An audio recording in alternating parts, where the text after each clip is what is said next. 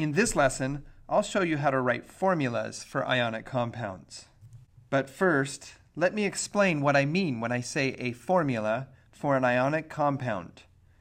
Formulas are always written for the simplest ratio of the ions. Recall that sodium chloride is not made of one sodium and one chloride, but billions and billions of sodiums and chlorides. The point is, we always write the formula for the simplest ratio. It wouldn't make sense to write the formula for sodium chloride as Na 1 billion, Cl 1 billion. So we always just simplify that to the simplest ratio. And the formula is written as Na1Cl1, or just NaCl. The second point that we've already touched on is that ionic compounds are always neutral. This means that we'll combine ions in such a way that the positive charges all balance out with the negative charges. In this example, I have two sodium ions. Each one of those has a plus charge, going with one oxide ion, which has a 2- charge. This combination would make for a neutral compound.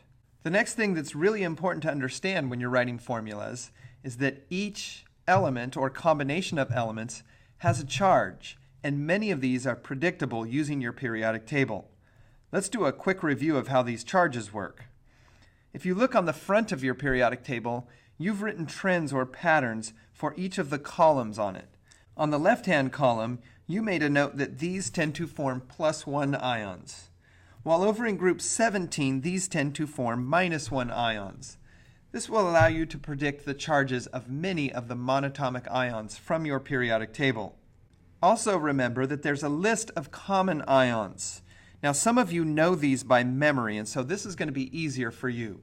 Others will spend a lot of time looking up charges for these, so find a convenient place to get your list of common ions. If you have one of my periodic tables, I printed a list of these on the back for you. The technique for writing these is pretty simple. What I like to do is I write each ion in the compound separately first. So this compound called iron 3 hydroxide is made of an iron 3 ion and a hydroxide ion. Then I think through how many of each of these ions are required to make this combination neutral. In this case, since iron is a 3+ charge, I know I'm going to need to have 3 hydroxides that go with it. And finally, I write the numbers of each of the parts as subscripts. Recall that these numbers, written down below in a formula, are the numbers of atoms or ions that are found in that compound. So if I write this compound, FeOH3, that's telling you that there are 3 of the hydroxide ions. You may have also noticed that there are parentheses in this formula.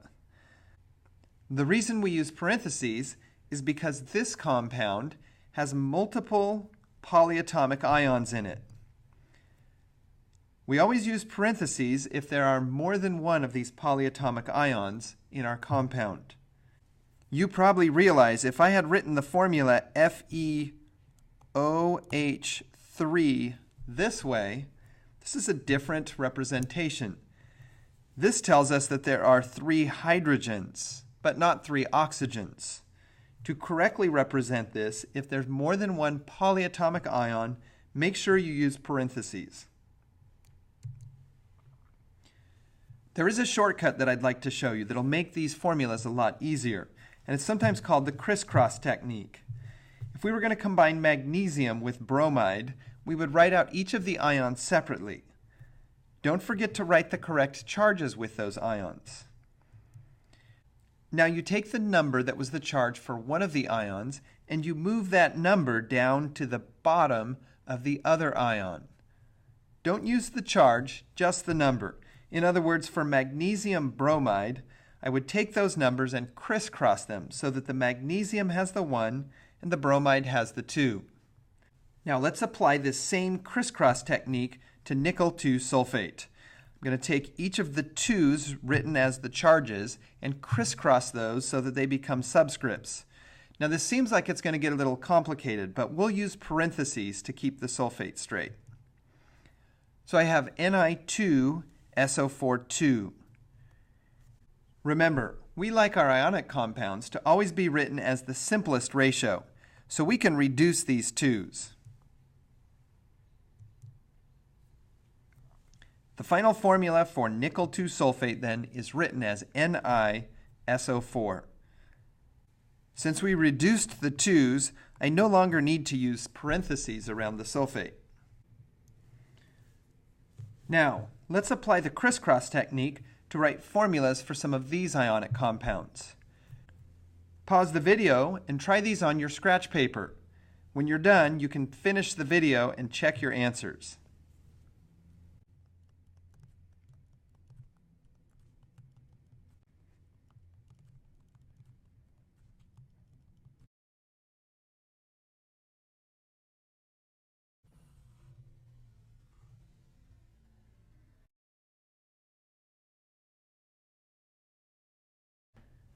Great job writing formulas for ionic compounds. Now you're ready to do a bunch of these on your own.